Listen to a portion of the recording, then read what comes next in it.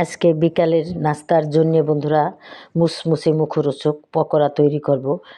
বাঁধাকপি দিয়ে বন্ধুরা, বাঁধাকপিটাকে আমি কেটে কুচি কুচি করে নিয়েছি, নিয়ে আমি ভালো করে ধুয়ে পানি ঝরিয়ে নিয়েছি। তারপর বন্ধুরা পেঁয়াজ কুচি এবং কাঁচামরিচ, শুকনো মরিচের গুঁড়া, সামান্য হলুদ, সামান্য চাট মশলা এবং লবণ দিয়ে বন্ধুরা আমি এবং ধনিয়া পাতা, কিছুটা চালের গুঁড়ি এবং পরিমাণ মতন বেসন দেব বন্ধুরা।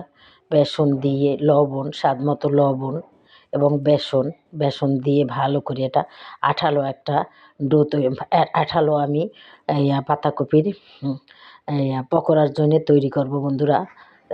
এখন দেখো তাহলে এটাকে আমি ভালো করে মাখিয়ে নেব। সাথে একটা ডিম দেবো বন্ধুরা। ডিমটা দিলে আর একটু স্বাদও হয় এবং ভালো হয়, পকোড়া ভাঙে না। সেই জন্যে বন্ধুরা দুইটা দিলেও হয়, একটা দিলেও মোটামুটি হয় বন্ধুরা।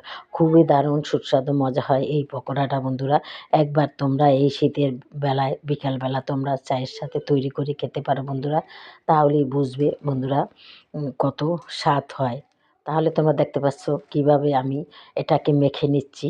দেখো এইভাবে কষলি আমি মেখে নেব। যখন আমার এটা আঠালো একটা ডো তৈরি হবে তখনই আমি বুঝবো যেটা হয়ে গেছে মাখা। বন্ধুরা যদি প্রয়োজন হয় সামান্য একটু পানি দিয়ে নেবে, আর যদি মনে করো না আরও লাগবে কিছুটা বেসন, তাহলে আরও কিছুটা বেসন দিয়ে দেবে বন্ধুরা। আমি সামান্য একটু আরও বেসন দিয়েছি, দিয়ে আর একটু সামান্য পানি দিয়েছি। পানি দিয়ে এটাকে আমি মাখিয়ে নিয়েছি। এখন বন্ধুরা আমি পকোড়াটা পরিমাণ মতো ফ্রাই প্যানে তেল দিয়েছি, দিয়ে আমি এখন পকোড়াটাকে ভেজে নিচ্ছি। তাহলে বন্ধুরা তোমরা দেখতে থাকো আজকে আমার বাঁধাকপির পকোড়া। বন্ধুরা দারুণ মজার হয়, সুস্বাদু এই পকোড়াটা।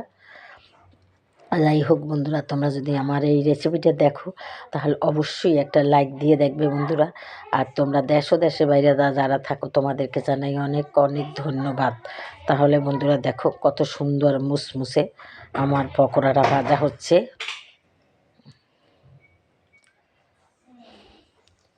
এখন আমি আস্তে আস্তে করে এগুলা সবগুলা উল্টিয়ে দেবো বন্ধুরা। দেখো ছোট একটা চামচ নিয়েছি, বড় চামচে দেওয়া যাবে না, একটু পরিমাণে বেশি দিয়েছি, তাই ছোট একটা চামচ নিয়ে এবার সুন্দর করে উল্টিয়ে আমি এটাকে মুসমুসে করে ভেজে নেব বন্ধুরা।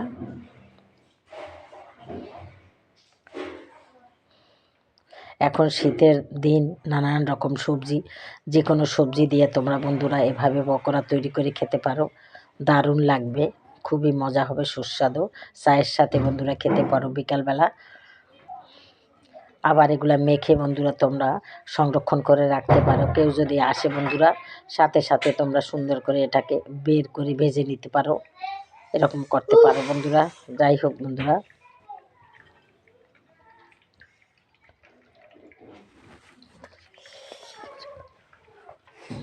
একবার হয়ে গেছে বন্ধুরা। এখন আবার দিয়ে দিচ্ছি আমি। পরিমাণে একটু বেশি করে ভাজবো, আমি মানুষ বেশি, সেই জন্যে বন্ধুরা।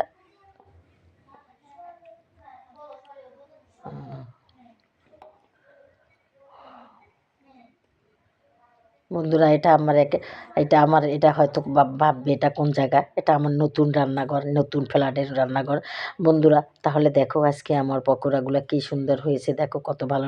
দেখো তোমাদের কাছে কেমন লাগে, যদি ভালো লেগে থাকে বন্ধুরা তাহলে অবশ্যই আমাকে একটা লাইক দেবে, আমার চ্যানেলটাকে সাবস্ক্রাইব করে দেবে এবং শেয়ার করে দেবে বন্ধুরা, তাহলেই আমি সামনের দিকে যেতে পারবো।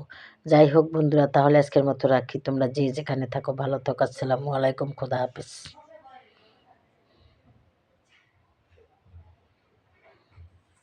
না বসে যা।